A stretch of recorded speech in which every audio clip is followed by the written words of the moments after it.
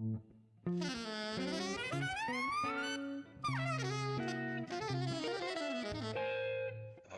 Jazz.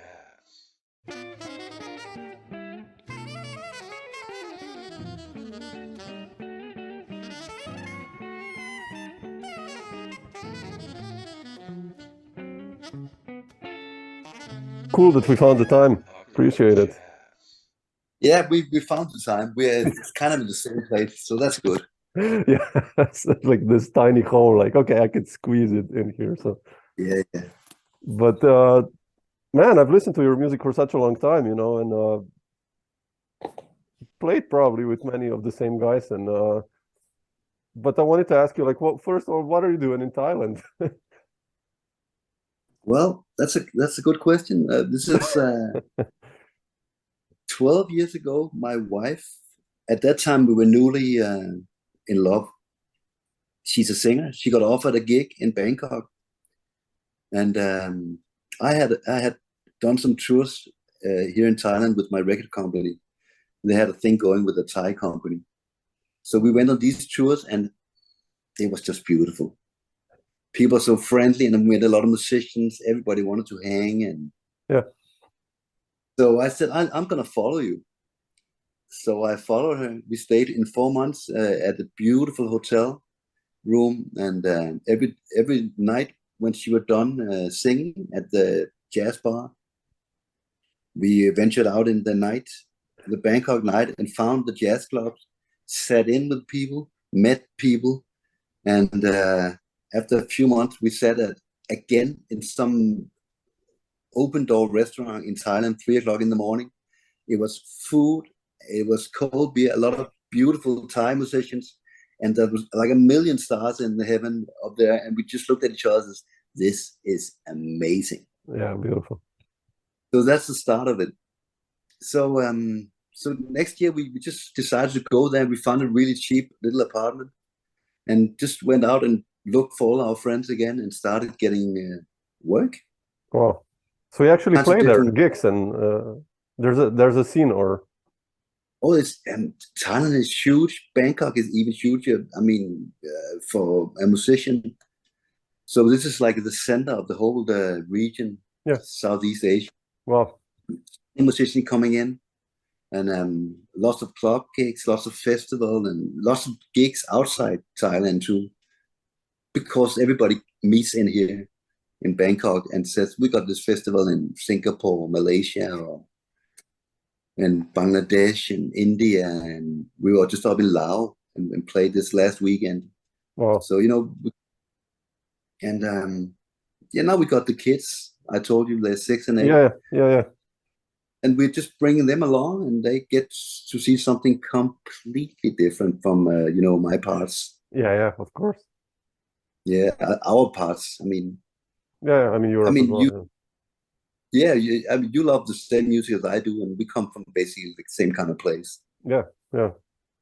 It's The amazing. people that we meet up there, they are different life stories, different life circumstances, and it's just an adventure to meet people and play music, share music together, and after the gig, go out and eat. Yeah, that's and, the one thing, right? Food. I mean, so my favorite moment is after playing, go out and eat and share whatever is going on. Yeah. Which is just so nice out here. You play with Thai musicians, or you bring your own bands from Europe, or? Yeah. Hey, Martin. This is Samo, Papa's friend. Can you say hello? Hello. Hi. Yeah. Yeah. Okay. Yes. But you play with Thai musicians, or? Mostly Thai musicians, but as I told you, this is kind of the center of it all. Okay. So there's lots of Americans and Russians, wow. people from all over the place. A lot of somehow saxophone is the thing here in this city. I don't know if you know, but the former Thai king was a saxophone player. Really, I didn't know. And a composer. So yeah, played a lot of his songs by now, learned a lot of those songs, and people love you when you play his songs. They love him. They love for them to discover that you honor his legacy. It's really a way into their hearts. Yeah, beautiful, man. Yeah, Wow. it's also very different from where I come from. Yeah. It's like going from organized Denmark to kind of chaotic Thailand, Bangkok, with the amazing. Yeah, man. Yeah. I wouldn't mind some more chaos in in Copenhagen, in Denmark, but that's too late for that now. Yeah. That's amazing, man. Wow. But Yeah. I listened to also Unconditional Love, your latest one, and it's so beautiful. And can you tell me a little bit about it? I mean, how did you connect with Tain actually? I mean, he brings so much. Of course, always when you play with Tain, it's like. But how did you do this one? Yeah, I met him. Well, he's always been real friendly to me. I realize he's just a very friendly, peaceful, kind guy. Yeah, a very kind soul, I must say.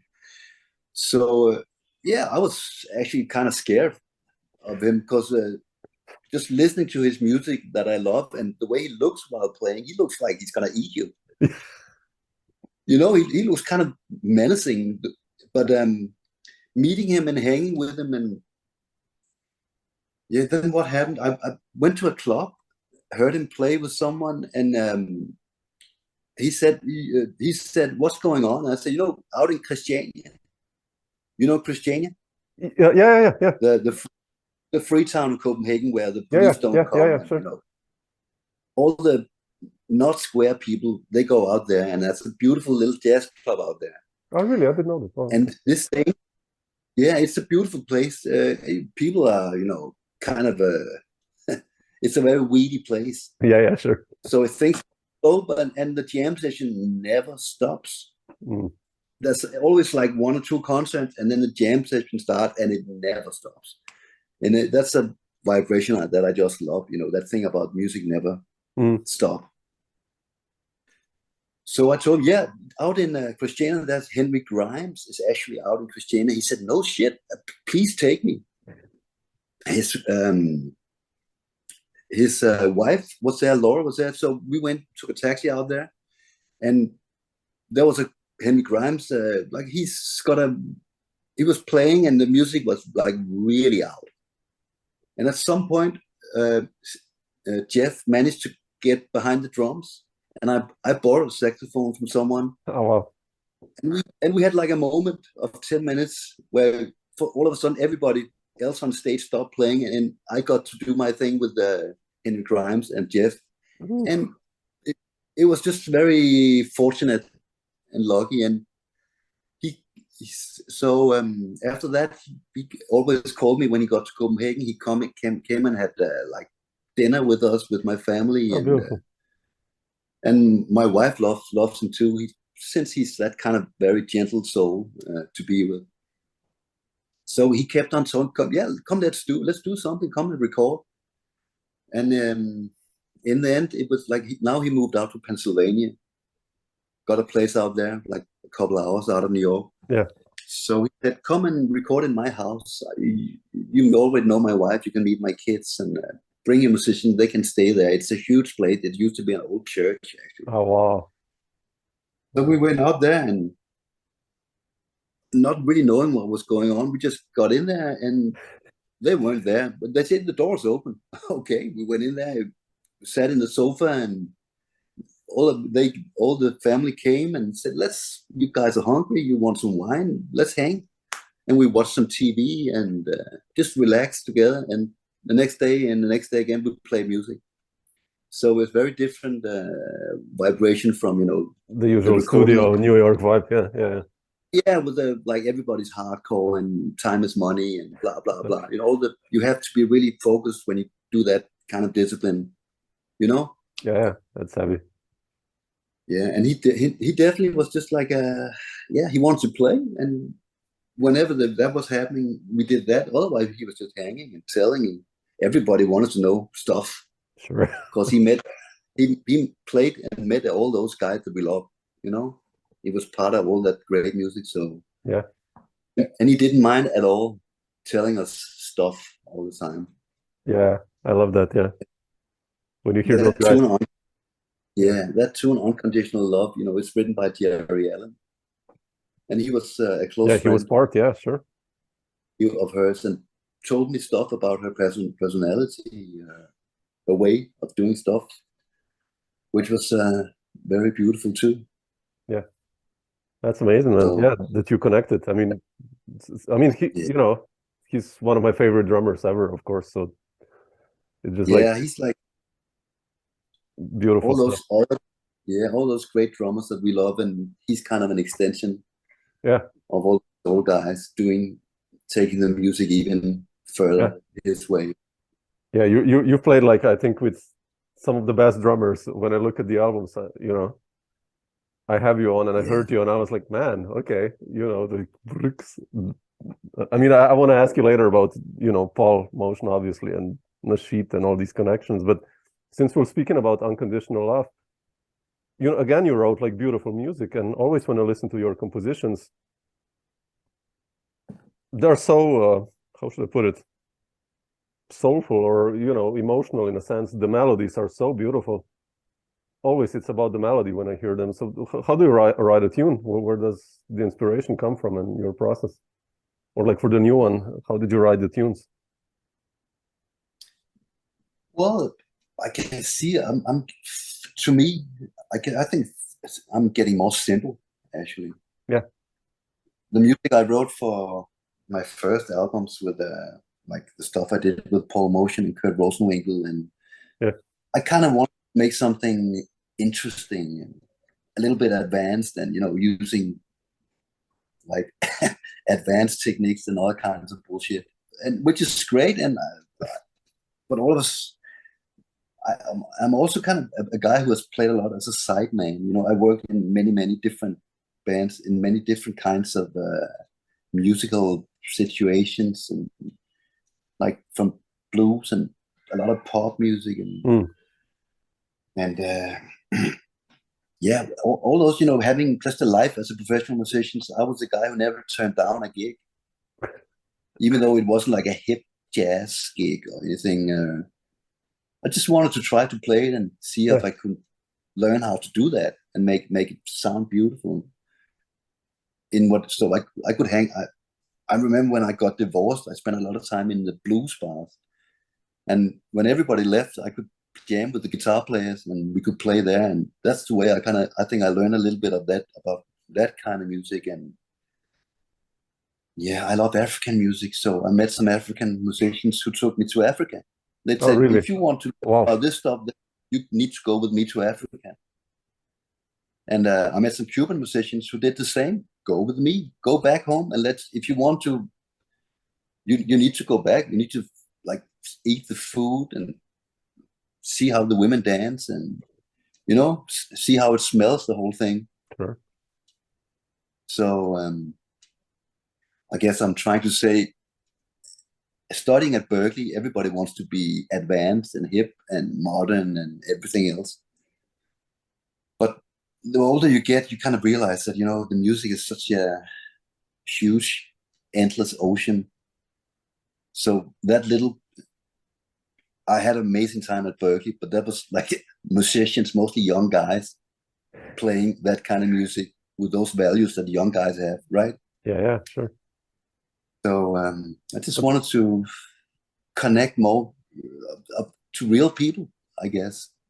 And I think I'm going at, like, jazz is one thing, but going back to Africa and hanging out in the villages with my friends who grew up there, and they were jamming in the nighttime. Again, it's a nighttime, and all the million stars up there, and the kora players playing, and the percussion players playing, and I'm jamming with them when I can, and I know what rhythm is going on. Sometimes I wouldn't, you know. Yeah, and to me, I realized that kind of old school traditional West African music, it seemed to me like the beginning of it all.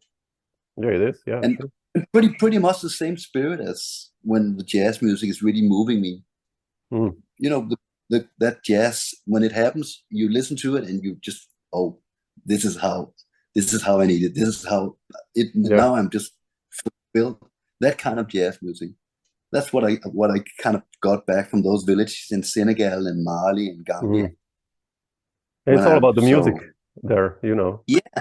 And otherwise, I guess we're so oriented with the business also, and you know, you need to get gigs, you need to, you know what I mean, all these other aspects that sometimes at least I forget about the music even, you know. It's just all these other factors. It's I guess I was like lucky and privileged enough to have somebody who could say, come, I'm gonna take you home to where I come from and show you stuff. And I could just do that. Yeah. I could, like mostly in Denmark, it's cold. And after New Year's Eve, it's January, everybody's depressed. They spend all their money and nobody's working in January. So everybody's feeling sorry for themselves. And you go to the bar and you meet people and want to tell them that you don't feel really good, but everybody's just feeling sorry for themselves. They don't have time to listen to your stuff, right? That's a Scandinavian thing, at least. Yeah, sure. Actually, the last 25 winters, I've just escaped to somewhere warmer. Yeah, sure. Cuba, Africa a lot. And the last 12 winters, I told you where I went. Yeah. Me and my wife, we found this place.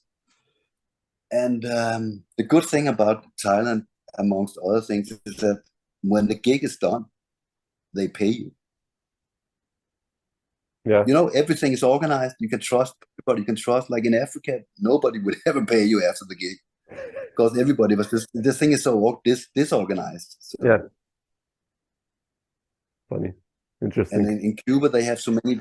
Cuba is such an amazing place, and still they got so many problems. Except it's such a beautiful culture, and they're so advanced, sophisticated, and the music is so amazing. The system is so hard, right? Yeah, it's different. Yeah, interesting.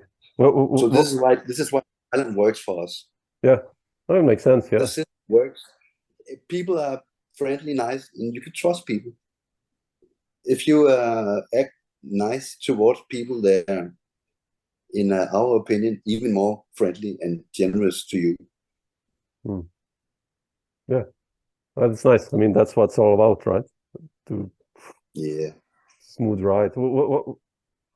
You mentioned, you know, Cuba and West African music. Like, what was it for you for jazz? Like mid-80s, I guess. Who got you turned on to jazz? I mean, excited with which player, which music? 90s, yeah. What was the moment that you said, like, oh shit, I want to play this music? Well, I joined somebody.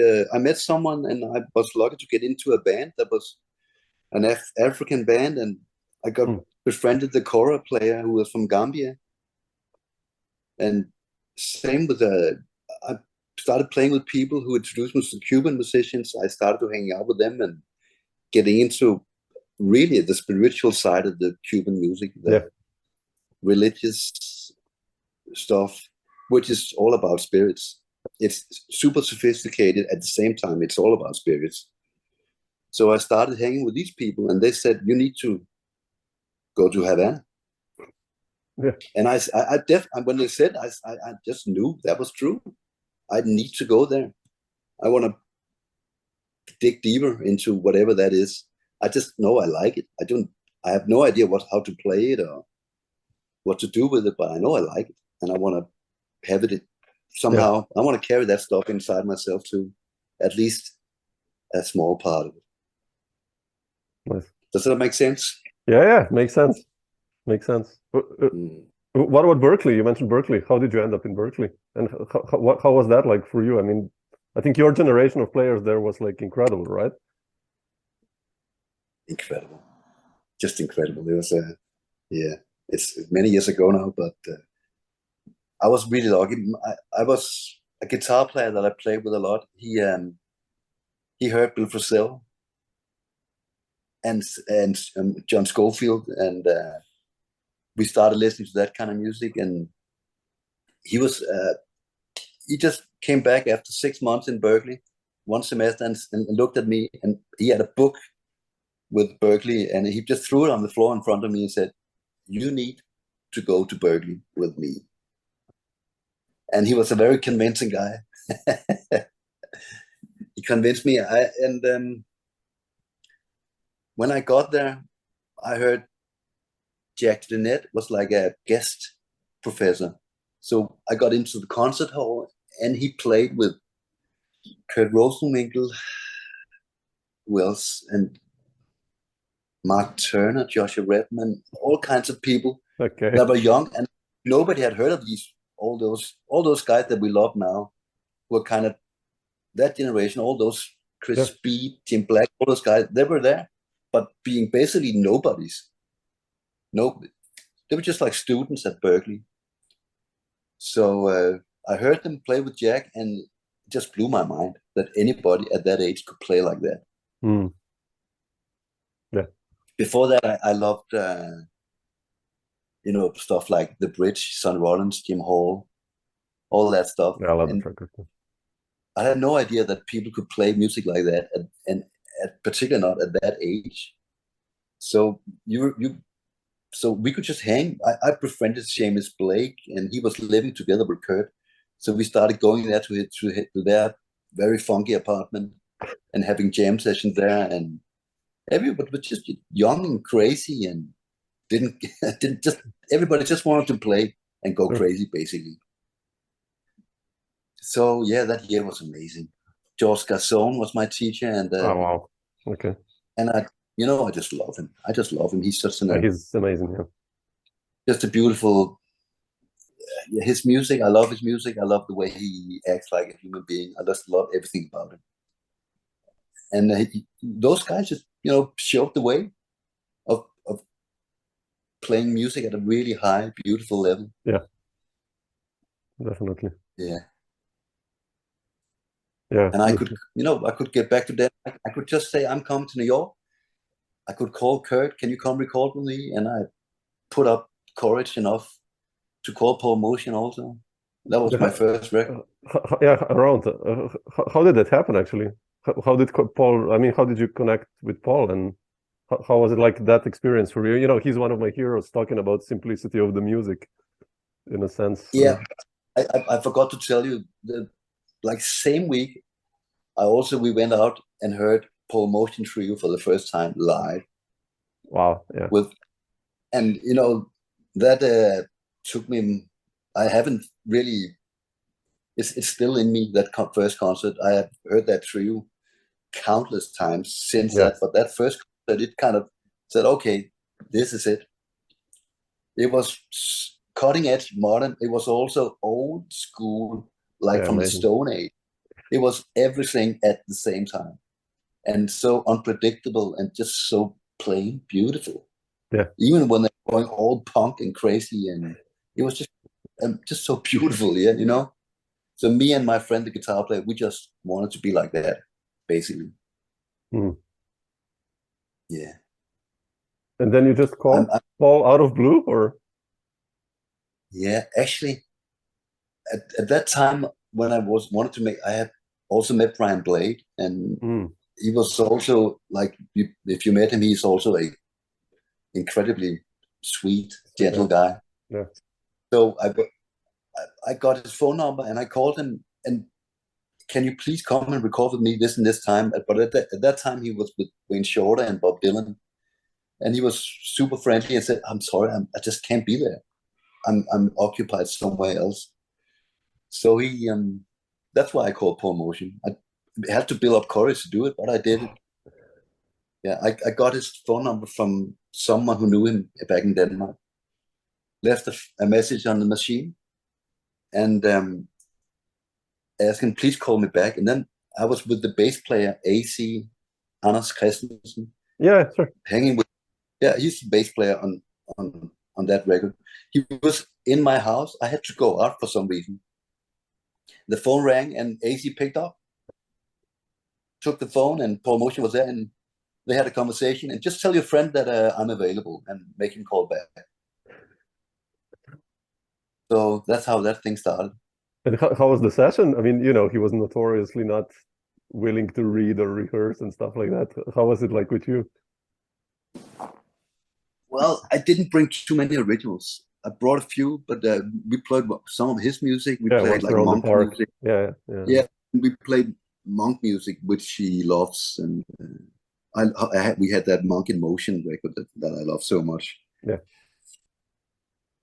So I mean, I was nervous. I was scared shitless, but still, it worked.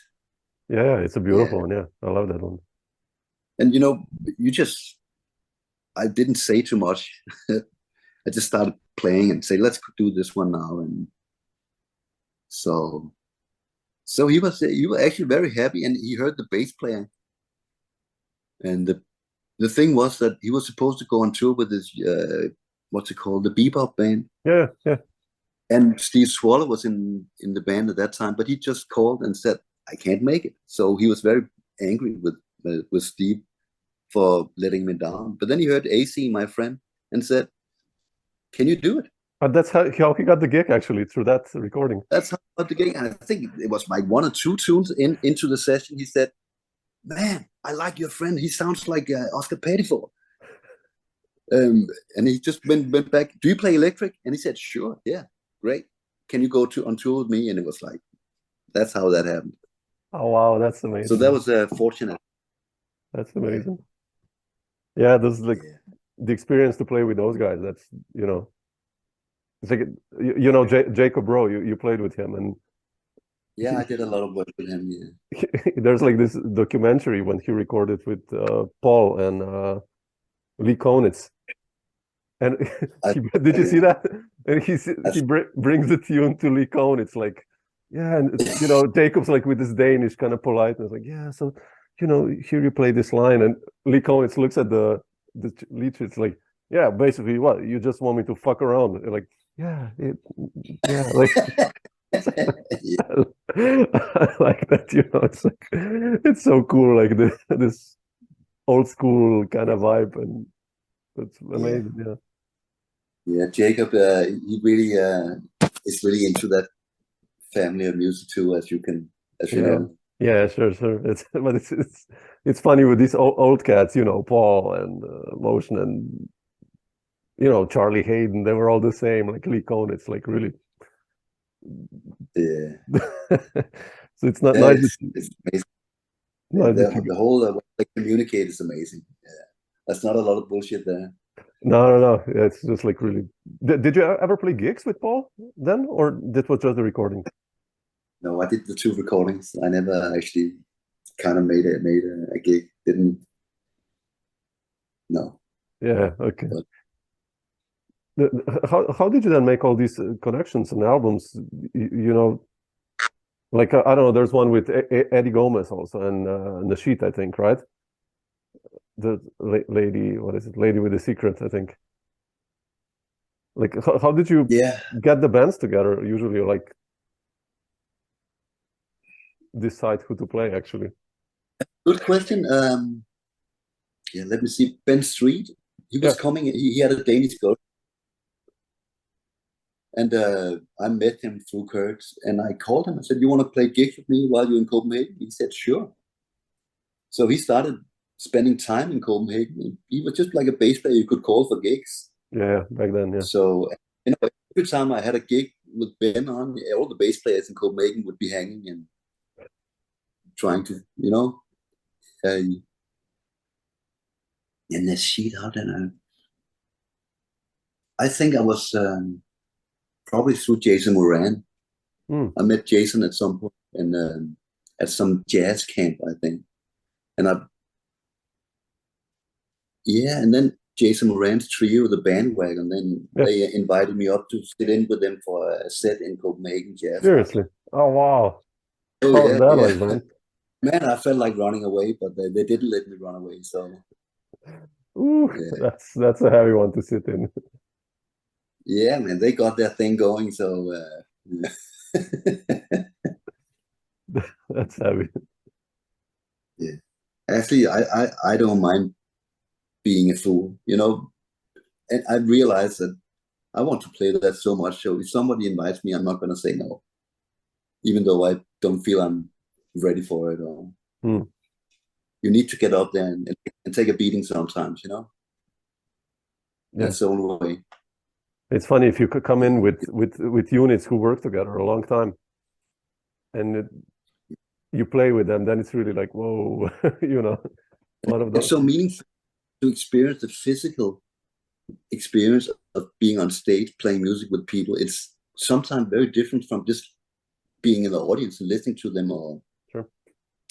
and listening to recording. Just actually playing it's a very physical experience. Like Paul Motian, a lot of people would think would be this kind of wishy-washy, out of time fumbling thing. But man, I was sweating after playing like a couple of minutes with this guy. Yeah. You know? Yeah. It's a very, very serious physical feeling playing with people at that level. Nasheet too, he's one of a kind. Yeah. He's one of a kind. Nobody, he's got that, his feeling, and it's really beautiful and unpredictable. Yeah, I like those drummers, like Nasheet and, you know, Tain, Paul Motian, all these guys you played with, and each has their own character, and so strong and so different, but so like the intensity is so high. Even with Paul's intensity, it's like, I think when I listened, I never played with him, but like there's like this intensity of not playing something, and you're like, oh man, you know, it's just like, whew,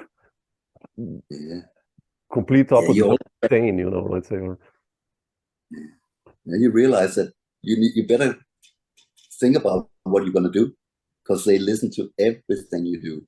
Yeah. So you probably want to say something meaningful if you say something in that company, you know? Yeah. Because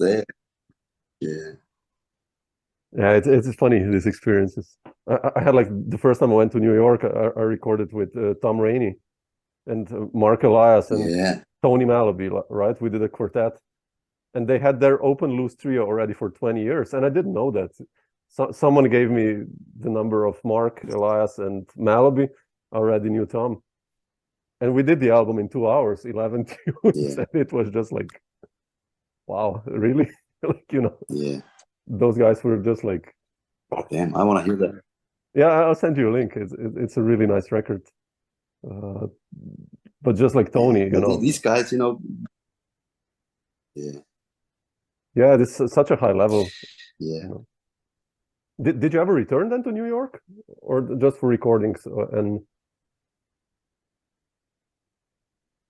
well, I went to New York many times just to maybe to visit George Garzone, or I did like how many, 3 or 4 records in New York, and I went there just to listen to music, go to Village Vanguard or stuff like that. And I would say like the first thing I think about when I go to New York is like you go down and listen to a drummer, and it's such a different experience from listening to a drummer in our parts, right? Because I remember first time I thought, oh, it's gonna be so loud. It's gonna be so loud because it's so wild. And energy, the energy is so high, but actually it's not that loud. Most New York drummers don't play that loud. It's just because the energy is so high that you would think it was loud. Yeah. But that's why the intensity of the way people play drums there. And of course that reflects on the whole music, the whole band and everything else. Yeah. Yeah, if you go to the Village Vanguard and you listen to drums there, it's just, man, the sound and the vibe and the smell of the room, and you know, all this. If you imagine who played there, I mean, all those clubs, it's amazing, I mean, all those ghosts of all those guys, all that music that's been going on there for so many years, it's all in the room. That's why. You've done so many albums, man. Like, how have you progressed as a band leader now?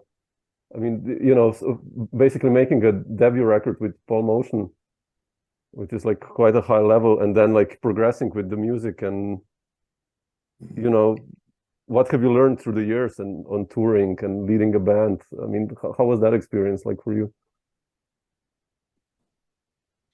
You mean, how do I progress? Yeah, like in your eyes, I mean, you know, or like, is it like a stressful thing to lead a band for you, and or not really anymore, or was it ever? Or organizing is stressful.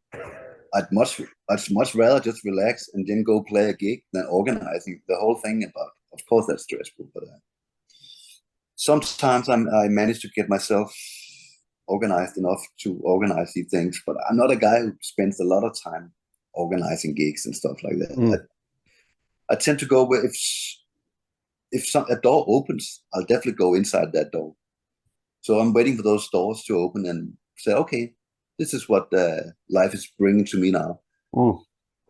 There might be a reason why life is bringing me that opportunity right now. So I probably should go for it. Yeah, that's a good philosophy. Yeah. Yeah, and the way Jeff treated me seemed like, okay, that's the door that's open.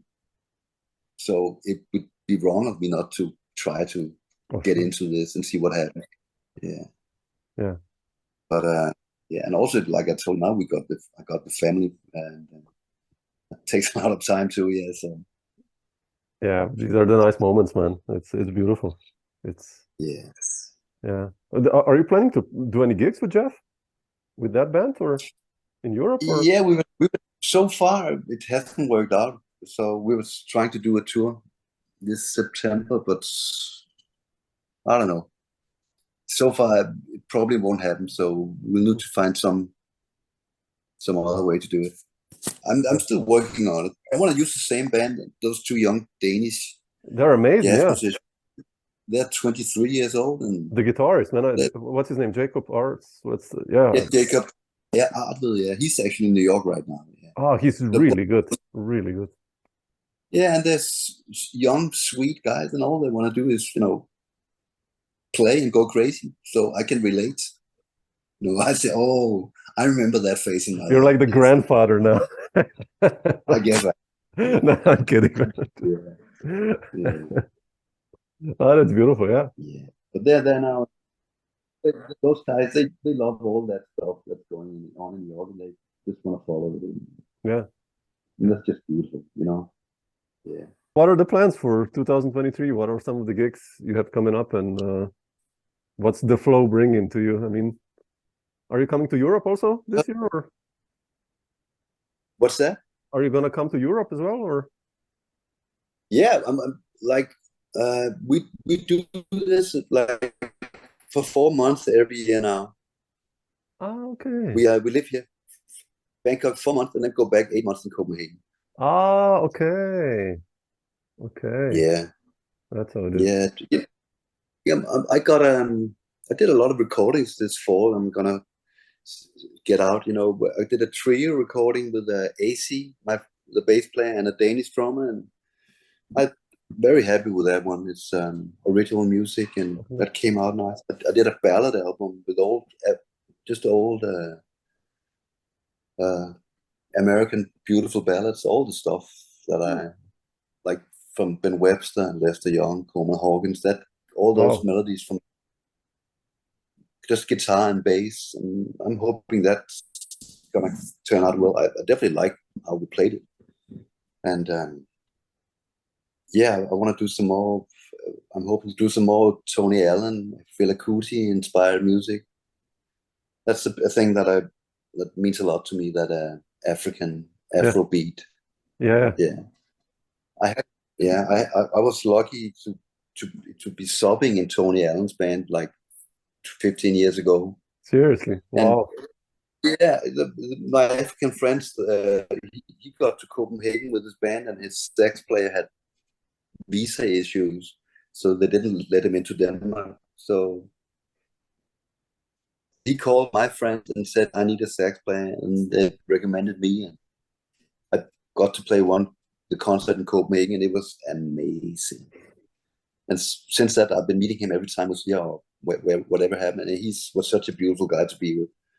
And he loved Art Blakey, he loved Max Roach, he loved all those great music, and loved to talk about them too. And of course, I would love to listen to him talk about it. So that's beautiful, man. So yeah. I got a good friend here in Bangkok, a guy from Cameroon, a drummer, and we're doing gigs here around Bangkok, playing Afrobeat music, like basically mostly Fela Kuti music and music from Manu Dibango from Cameroon. Yeah, I love it. So yeah, I hope to play a lot more of that. kind of music. Oh, beautiful. Because to me, it's kind of the same thing, just with a different groove. Yeah. The melodies are not beautiful. Yeah. Yeah. You listen to each other, you go places together. And basically, like, it's just like jazz to me, or the other way around, right? Yeah, definitely. Oh, that's nice, man. Yeah. Well, that's what I hope. Looking forward to the records, actually, when they come out. So, to hear the music. And it's very great meeting you, Sam. I get a feeling that you love the same stuff as I love. Yeah, definitely. Man, we should hang one day and play, or if you're around, drop me a line.